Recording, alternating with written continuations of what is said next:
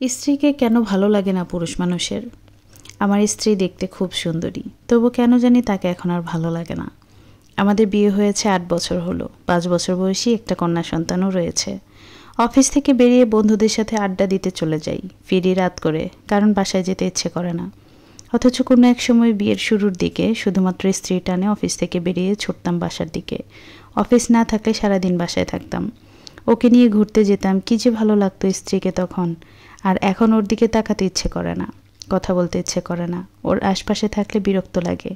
বাইরে থাকা অবস্থায় ওর ফোন এলে ধরি না, মেসেজ পাঠালে দেখি না। আর বাসায় থাকা অবস্থায়ও ও কিছু বললে অনাগ্রহের সাথে হু হা করে চুপ করে থাকি। আর রাতে যদি ও কাছে আসতে চায়, আমি রোর ভাষায় বলি, জ্বালাতন করো না, সারাদিন অফিস করে ক্লান্ত হয়ে আছি, ঘুমাতে দাও। আসলে ক্লান্তি টানতে কিছু না, স্ত্রীকে ভালো লাগে না, এটাই মূল কথা। কেন এমন হচ্ছে বুঝতে পারছি না। এই সমস্যা যে একা আমার হচ্ছে তা নয়, আমি আরও অনেক পুরুষের মধ্যে এই সমস্যা দেখছি। তাদের কেউ কেউ স্ত্রীর প্রতি আগ্রহ হারিয়ে পরকীয়া করছে। আমি নিজে এখনও পরকীয়া করিনি, তবে করার দিকে এগিয়ে যাচ্ছি। কেন পুরুষেরা একটা সময় স্ত্রীর প্রতি আগ্রহ হারিয়ে ফেলে, এটা জানার জন্য আমি যত পুরুষের সাথে কথা বলেছি তাদের সবার উত্তর ছিল এরকম, এটাই তো স্বাভাবিক, এক জিনিস কি আর বেশি দিন ভালো লাগে?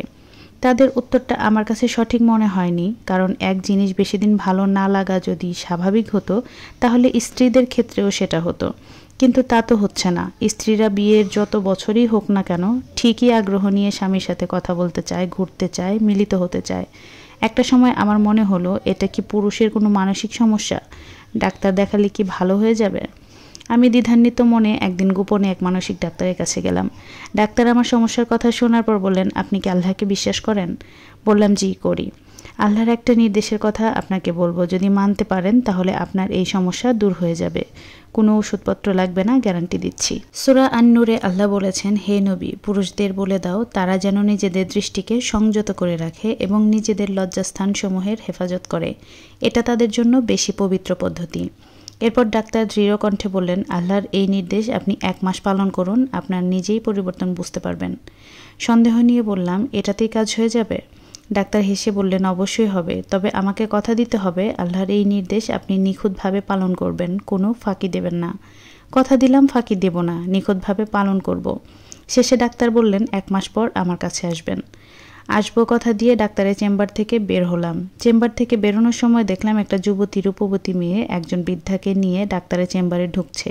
মেয়েটার দেহ দুর্দান্ত আকর্ষণীয়। আমি লোলুপ দৃষ্টিতে মেয়েটার পুরো অঙ্গের দিকে তাকাতে গেলে আচমকা মনে পড়ে গেল আল্লাহর নির্দেশের কথা। আমি সঙ্গে সঙ্গে চোখ সরিয়ে নিলাম এবং মাথা নিচু করে হেঁটে চলে গেলাম।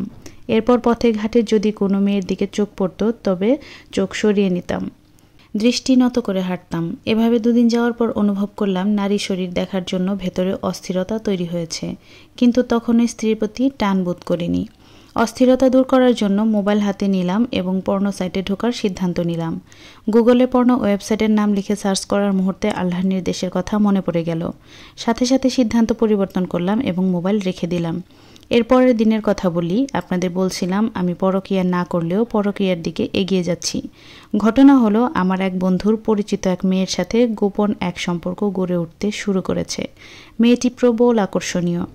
ঠিক করেছিলাম মেয়েটিকে নিয়ে কয়েকদিনের জন্য কক্সবাজার থেকে ঘুরে আসব।